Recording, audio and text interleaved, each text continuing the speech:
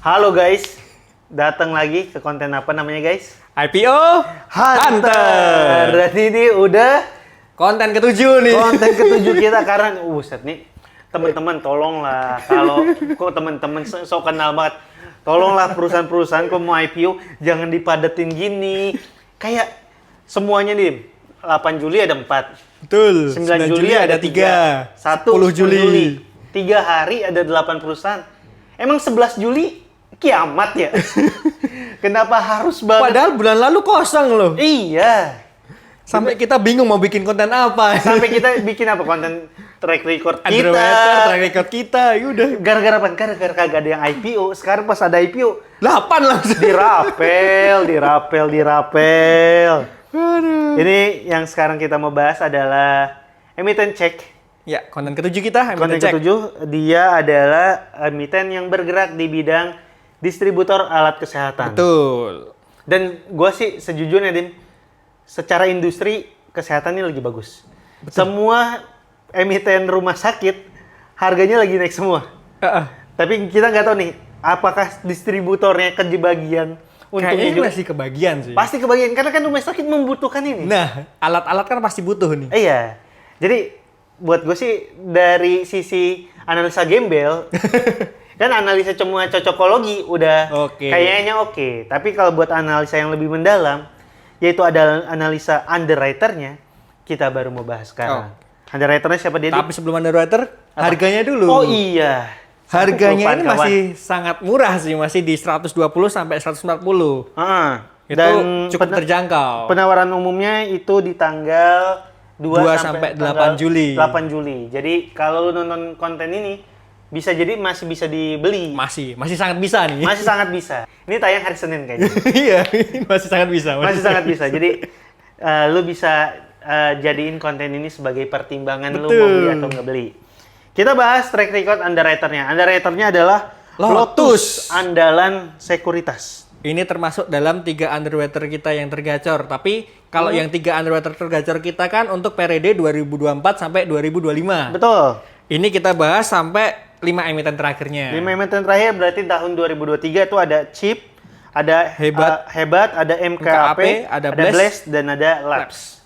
Ini kalau kita lihat dari 5 ini, sejujurnya yang Chip nih fenomenal nih. Betul. Chip itu fenomenal. Dia dari papan akselerasi, IPO di harga 160. 160. Sekarang harganya 1.300. 1.300. Jadi naiknya udah 725%. Itu yang tahun 2023. Tuh.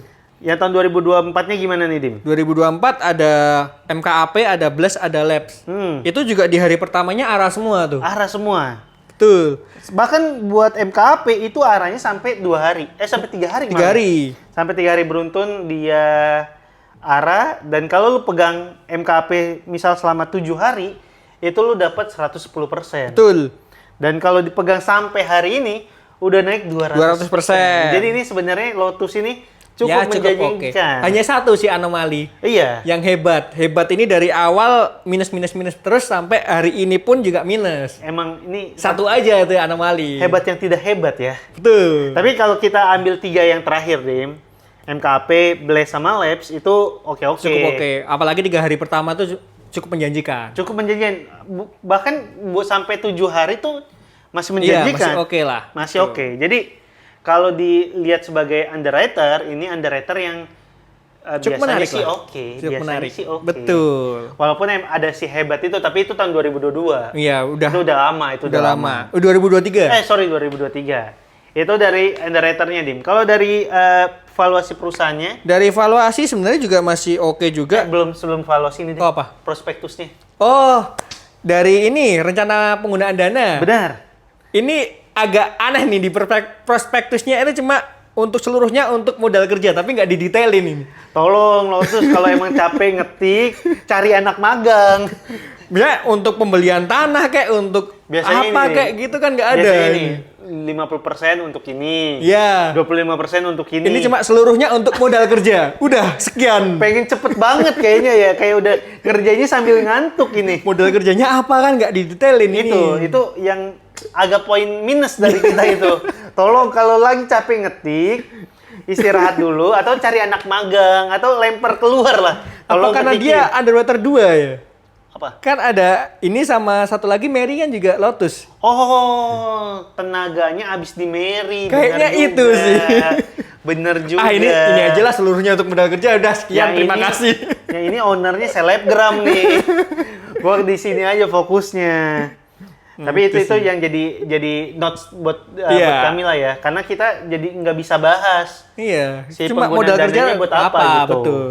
Sekarang balik lagi Dim, soal valuasinya Dim. Valuasi ya masih terbilang oke kayak ROA, ROE, DER, DAR, GPM itu masih sangat oke dan sangat menarik. Betul, tapi yang kurang menarik ya PBV-nya Ya. hitungannya agak tinggi di Betul. 3 sampai 5 kali dan PER-nya juga lumayan tinggi nih Dim, dia di Betul. 30 kalian. Betul. Terus Betul. apa lagi yang bisa kita bahas dari emiten ini? Market cap mungkin masih di atas 500M tapi tidak di atas 1T. Jadi ya tengah-tengah lah. Tengah-tengah. Market capnya tengah-tengah. Kayaknya masuknya ke papan pengembangan ya. Ya, mungkin bisa jadi ke pengembangan. Tapi Apa? Satu lagi, masuk saham syariah. Oh, itu juga. Ini penting juga. Itu penting juga. Jadi buat teman-teman yang mempertimbangkan mau beli saham syariah atau enggak, ini bisa jadiin sebagai betul. pilihan. Dan itu si industri kesehatan belakang ini lagi gacor, Dim. Kesehatan syariah. Wah, Waduh, bisa jadi itu adalah Combo. tanda-tanda lu mendapatkan cuan. Apalagi Mas Yud? Apalagi yang bisa kita bahas, buat gua underwriter-nya ini masih cukup oke. Walaupun ada satu anomali itu hebat, tapi itu udah lama. Betul. 3 emiten terakhirnya itu semuanya oke. Pendapatan dan laba bersih setiap tahunnya juga naik. Ya, itu juga meningkat, cukup itu juga oke. Terus, Apalagi ya? Udah sih. udah itu aja yang bisa kita bahas. Mungkin ambil nggak ambil ini. Gue sih ambil. Gua juga ngelihat prospektus dari industri kesehatan yang kayaknya masih akan naik sampai tahun Betul. depan gue ngerasanya ya. Apalagi nih, satu lagi. Tahun depan kan katanya asuransi harus bayar. Oh iya bener. Itu kan berarti Kesehatan juga itu. rumah sakit pendapatannya meningkat. Dan ya kalau pendapatan rumah sakit meningkat, kalau kayak kata Redalio, pendapatan satu orang adalah pendapatan untuk orang lainnya. Jadi ini mungkin juga dapat Menarik juga nih. ini juga menarik mungkin ya, mungkin aja itu analisa blow-on-blowonan aja. Mas Yud ambil? Gue sih ambil. Jadi Ambil buat juga. teman-teman, lu ambil atau enggak, tulis di kolom komentar dan jangan lupa buat like, buat komen, buat subscribe, di-share juga. di-share juga karena tolonglah apresiasi kami yang udah bikin sampai emiten ke-7 loh. Ini 8 konten total nih. Satu hari syuting 8 tempat udah kayak Raffi Ahmad kita nih, Dim. Udah segitu aja. Gue Yuda. Gue Dimas. Dadah. Dadah.